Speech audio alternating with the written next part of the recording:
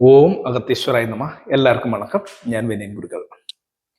ചിങ്ങമാസം രാവിലെ ജനിച്ചിട്ടുള്ള ആളുകൾക്ക് തുലാമാസം അപകടം, അസുഖങ്ങള്, അപഖ്യാതി ഇവയൊക്കെ ഉണ്ടാകുമെന്ന് പറയാറുണ്ട്. എന്താണ് ഇതിന്റെ ലോജിക്ക്? ഇത് ശരിയാണ്?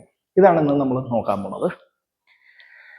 അപ്പൊ അതിനുമുമ്പ് ഫസ്റ്റ് ടൈമാണ് നിങ്ങൾ എൻ്റെ ചാനൽ കാണണമെങ്കിൽ ഈ ചാനലിൽ 400-ലധികം വീഡിയോകളുണ്ട്.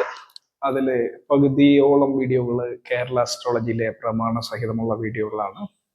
പകുതിയോളം വീഡിയോകൾ പരാശര സിസ്റ്റം, അതുപോലെ പല തമിഴ് അസ്ട്രോളജി മെത്തേഡിലുള്ള പല വീഡിയോകളുണ്ട്. ക്രിട്ടിക്കൽ വീഡിയോകൾ വരെ ഉണ്ട്. ലൈവ്സ് നിങ്ങൾക്ക് പഠിക്കാനുള്ള വിഷയവും ചില ചർച്ചകളും ഒക്കെ ലൈവ്സിലും ഉണ്ട്.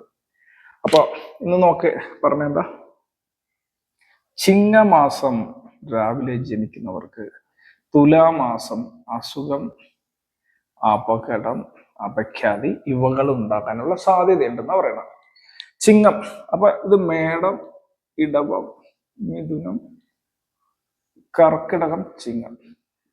പിന്നെ ബാക്കി രാശികൾ കന്നി, തുലാം, വൃശ്ചികം, ധനു, മകരം, കുംഭം, മീനം. ചിങ്ങമാസത്തില് രാവിലെ ഉദയ സമയത്ത് ജനിച്ചു കഴിഞ്ഞാൽ ലഗ്നം എന്തായിരിക്കും? ചിങ്ങ ലഗ്നമായിരിക്കും. ചിങ്ങമാസത്തില് സൂര്യൻ എവിടെ നിൽക്കുക? ചിങ്ങത്തില്. ഓരോ മാസത്തില് സൂര്യൻ അതത് രാശികളിൽ നിൽക്കും. അത് നിങ്ങൾക്കറിയാലോ. അങ്ങനെയാണെങ്കിൽ തുലാമാസത്തില് സൂര്യൻ എവിടേക്കും? തുലാരാശിയിൽ നിൽക്കും. ചാരവശാലട്ടാ, ഇങ്ങനെ അത് പുറത്താണ് നമ്മൾ ചക്രം വരയ്ക്കാറ്. ഗോചരല്ല, അതായത് ഇപ്പോഴത്തെ സ്ഥിതി എന്നുള്ളതാണ് ഗോചരം. നിങ്ങൾ ജനിച്ച സമയത്തുള്ള ഗ്രഹത്തിന്റെ സ്ഥിതിയാണ് നിങ്ങളുടെ ജാതകം. ഇന്ന് ഈ സമയത്ത് ജനിക്കുകയാണ് ഒരു കുട്ടിയെങ്കിൽ ഇപ്പോഴത്തെ ഗോചരം, അതാണ് അദ്ദേഹത്തിന്റെ ജാതകം.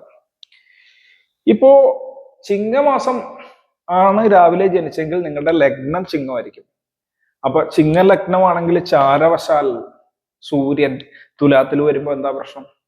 വലിയ പ്രശ്നമൊന്നുമില്ല. ആക്ച്വലി ഇവിടെ ഒരു കാര്യം ഓർക്കേണ്ടത്, 3-ാം ഭാവത്തിൽ ലഗ്നാധിപൻ വന്നു.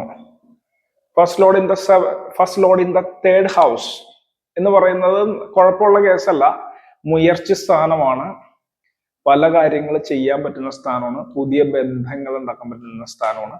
പുതിയ പരിപാടികൾ തുടങ്ങാൻ പറ്റുന്ന സ്ഥാനമാണ്. കാമത്രികോണത്തിൽ ഒന്നായതുകൊണ്ട് ചില പ്രത്യേക രീതിയിലുള്ള കാര്യങ്ങൾ സ്റ്റാർട്ട് ചെയ്യാൻ പറ്റുന്ന കാലമാണ്. പക്ഷെ അവിടെ ഒരു വിഷയമുണ്ട്. അവിടെ ഷഡ്ബലം നോക്കുമ്പോൾ സൂര്യൻ നിൽക്കുന്നത് നീചരാശിയിലാണ്. സൂര്യന്റെ ഉച്ചരാശി മേഷം, സൂര്യന്റെ നീചരാശി തുലാം. അപ്പൊ ലഗ്നാധിപൻ ചാരവശാൽ നീചമാകുന്ന സമയമാണ് ചിങ്ങലഗ്നക്കാർക്ക് തുലാമാസം ഫുള്ള്. അപ്പൊ ഈ മാസം ഫുള്ള് പുതിയ കാര്യങ്ങൾ ചെയ്യുമ്പോൾ ശ്രദ്ധിച്ചു ചെയ്യുക. സാഹസം എന്ന് പറയുന്ന 3-ാം ഭാവം, 3-ാം ഭാവത്തിലാണ് സാഹസ കർമ്മങ്ങൾ, വീര്യ